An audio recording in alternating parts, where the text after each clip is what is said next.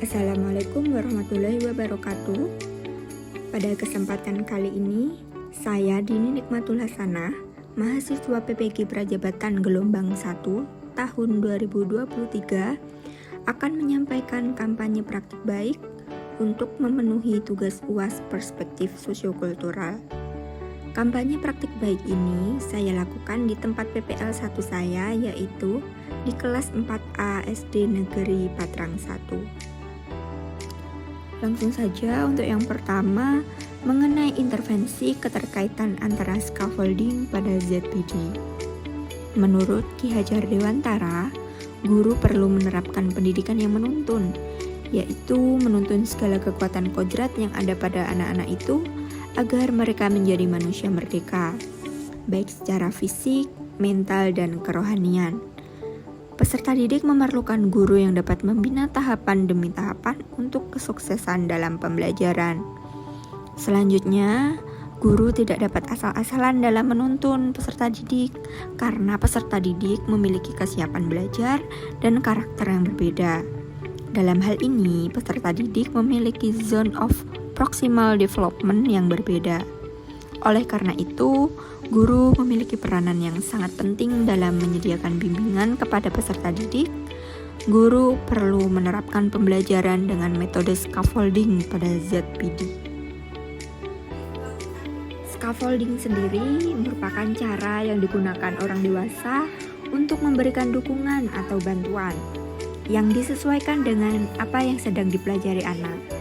Pada akhirnya, bantuan tersebut dikurangi atau dihilangkan ketika anak telah pandai.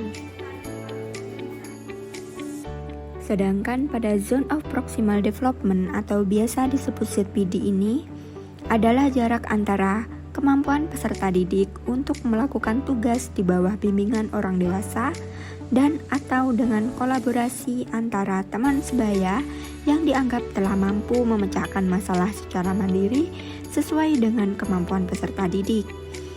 Diharapkan dengan diterapkan scaffolding pada ZPD dapat menjadikan pembelajaran yang lebih efektif dan peserta didik akan mampu melihat kegunaan atau petunjuk yang diberikan oleh guru atau rekan sebayanya, sehingga mendorong peserta didik secara bertahap melepaskan diri dari bantuan orang lain.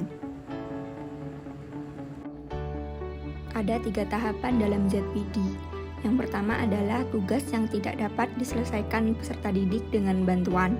Sebagai seorang guru perlu menurunkan grade soal-soal sesuai dengan kemampuan peserta didik.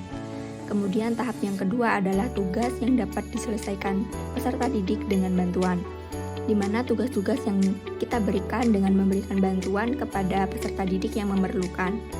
Dan tahap yang ketiga adalah tugas yang dapat diselesaikan peserta didik tanpa bantuan. Peserta didik yang termasuk kategori mahir dapat menyelesaikan tugas tanpa bantuan atau secara mandiri mengerjakan tugas. Metode-metode yang dilakukan pada saat menerapkan scaffolding yaitu: yang pertama adalah motivasi atau memberikan dorongan.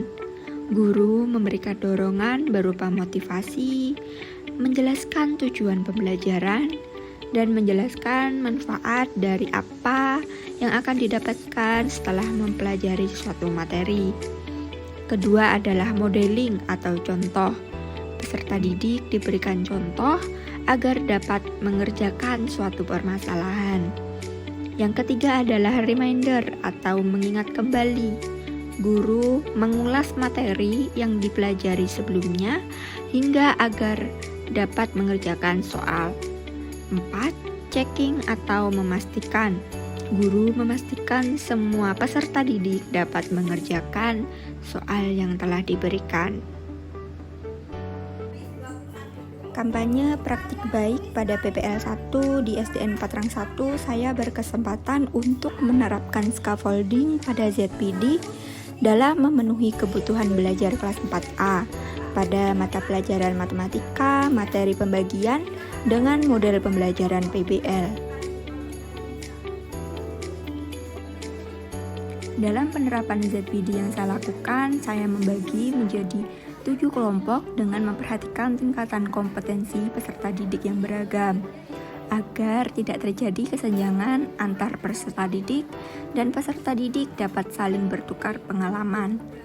Scaffolding ini diberikan saat peserta didik mengerjakan tugas atau LKPD.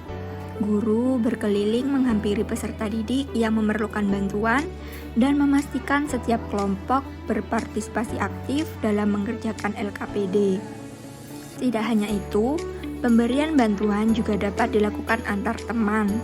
Teman yang lebih mampu dapat membantu teman yang memerlukan bantuan melalui tutor sebaya. Selain itu, guru perlu memberikan penguatan sebagai validasi pembelajaran yang telah dibentuk. Hasil yang ingin dicapai dari penerapan ZPD ini adalah yang pertama, seluruh peserta didik dapat berpartisipasi aktif dalam pembelajaran. Yang kedua, menciptakan pembelajaran yang berpihak pada peserta didik.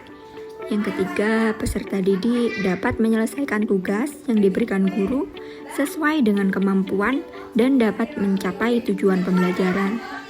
Dan yang keempat, tidak ada kesenjangan di dalam kelas, baik dari perbedaan tingkat kemampuan maupun sosial, ekonomi, budaya, dan agama.